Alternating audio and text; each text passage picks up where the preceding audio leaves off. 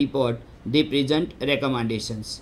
So, collection of data, analysis of the data, and conclusion, they are the similar one. The difference that we find at the end of the report is presenting recommendations.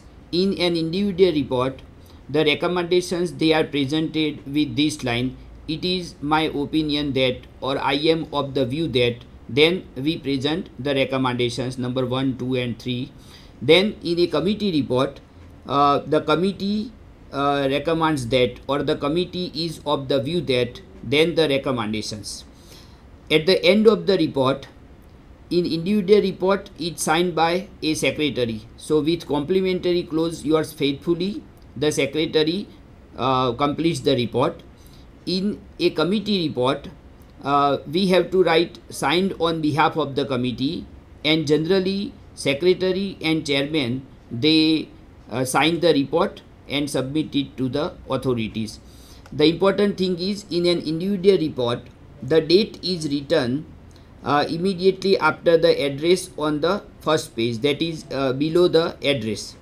In a committee report, the address, the date on which the report is submitted is written at the end of the report, just opposite the signatures. So it might have been very clear to the students by now how they can write the two types of reports, and in both cases you have seen the transition from an individual report to a committee report is a transition from the first person to the third person, a transition from objectivity to subjectivity. Similarly, there are hints for writing a good report. So hints for report writing could include that you should write short but clear headings.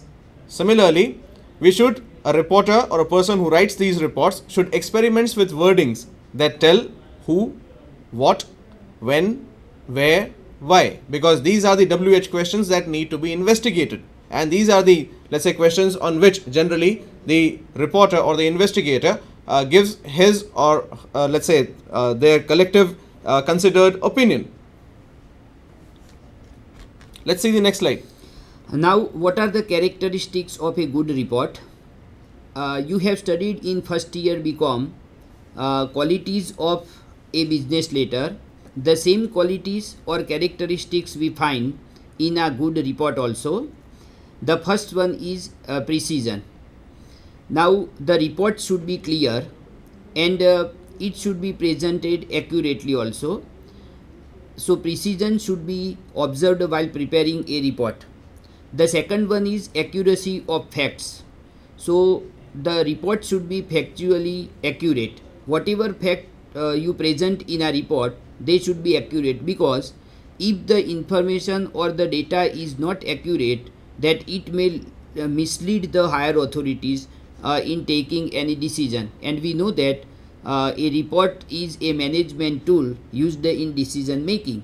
So relevant facts should be presented, and exclusion of relevant fact also sometimes create problem. So while preparing a report, we should keep in mind that relevant information should be presented and irrelevant information should not be presented, because it may mislead the higher authorities. Number third is the relevance of the report. Now that is very important, because it should be presented in a relevant way. What information is relevant to the report, that should be only presented. Otherwise the report may become very bulky also. There is not a fixed length of a report, but it depends upon the nature of the problem investigated. So relevant facts should be presented only. For example, if you are asked to submit a report on the student strength of your college, then you have to present only student strength only. Other information you should not include, because it may mislead the higher authorities. Then the important point is, a good report should be reader orientation. So it should be reader oriented. The reporter should know who is going to read the report and who is going to use the information later on. So it should be reader orientation. Number fifth is objectivity of recommendations. That is very important. The recommendations presented at the end of the report, they should be impartial and objective. The reporter's self-interest should not focus in a committee or an individual report. Number 7 is simple language should be used because if it is presented in simple language, then it could be comprehended very easily and the steps can be taken very speedily also. Then, as per business letter, these are the two qualities which we find in a good report also, that a report should be clear and it should be brief.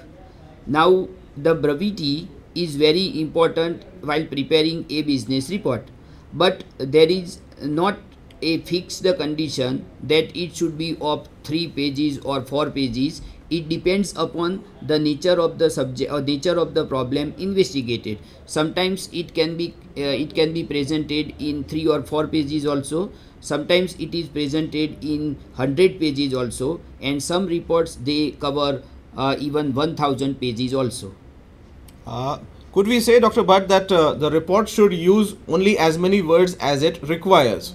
Because Yes. it should be precise and it should be brief. Brief. To be precise means it should be to the point. What the investigator has found. He should not beat around the bush and, let's say, talk about things which might not be relevant to the report and which might consume more time, or which might even divert the decision making process.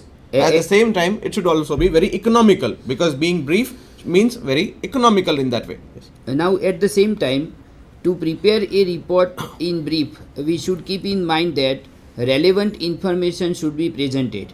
At the cost of relevant information, we cannot make the report very brief. So, it should cover all the data, all the collected data, analysis and recommendations. So, it depends upon the nature of the problem investigated. Now, to write a good report, what you can do is that you could use transitions. Transitions are words or phrases that link ideas together, because students generally find it difficult to move from one idea to the other idea. How to connect these ideas becomes more important for us. And so for that you need transitions. Transitions means to transit, means to go from one to the other. You should use transitions to help readers move from one section, one paragraph to one sentence to another. So when we move from one paragraph to another paragraph, the transition words they should be used. How to use transitions? Just for an example, to transit, to give additional information, you could use words like moreover, in addition, or in addition to, or besides. To show causal relationship between two sentences, we can use the transition words like therefore, because, consequently, etc. When we want to compare two things in a report, we can use the transition words like similarly, in comparison, still.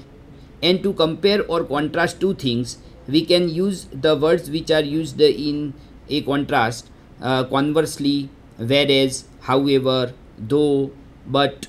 These type of transition words we can use while preparing a report to compare or contrast two things.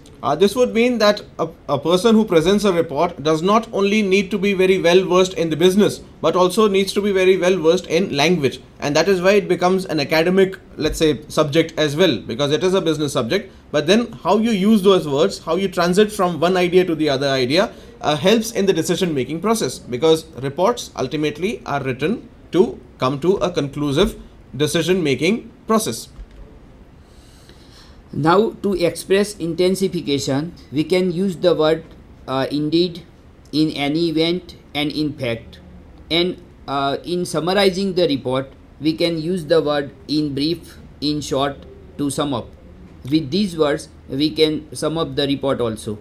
And these could also tell about the recommendations, where he says that to sum up, these are the recommendations, or in brief, these are the recommendations, or in brief, this is what I want to state. Now you have a list of words which could be helpful to students if they are seeing, and if they could make a note of those list of words. These list of words tell you how you can use these different transitors to join or to transit from one sort of an idea to another.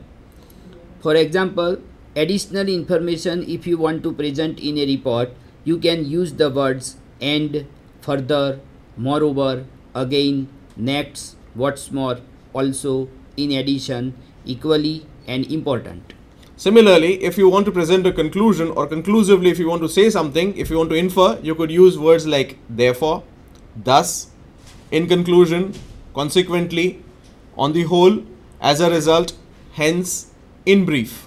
In a report, details and emphasis should be on the particular words. So we can use for emphasis, for example, for instance, to illustrate, indeed, in other words, in short, obviously. These are the words which can be used to emphasis on a particular point. And similarly, if you're talking about a chronology means what comes after. And for that you could use soon, afterwards, finally, then, previously, formerly, next, and immediately. In preparing a report, the contrast words they are also used. For example, however, but, although, nonetheless, in contrast, meanwhile, yet, on the other hand, and conversely. These are the words can be used to show contrast. Again, these words become more important because a student, by using these words, if he or she practices writing reports, it could, let's say, help them transit from one idea to the other in a better way, and which is required not only for the examination but which is also required in the business world. Thank you. Now, Mr. Kapoor, if we have an individual report and a committee report on a particular problem, then we can present it in a prescribed format for individual report and a committee report. So in the examination, the students, they should keep in mind the format of the individual report and the committee report, the procedure of preparing an individual report and a committee report, and what comes next and what comes at the end of the report.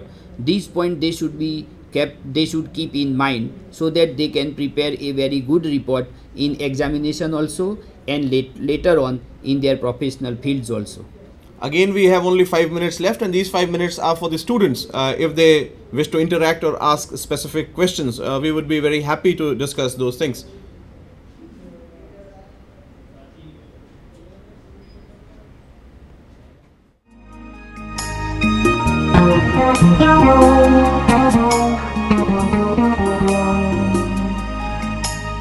Thank you.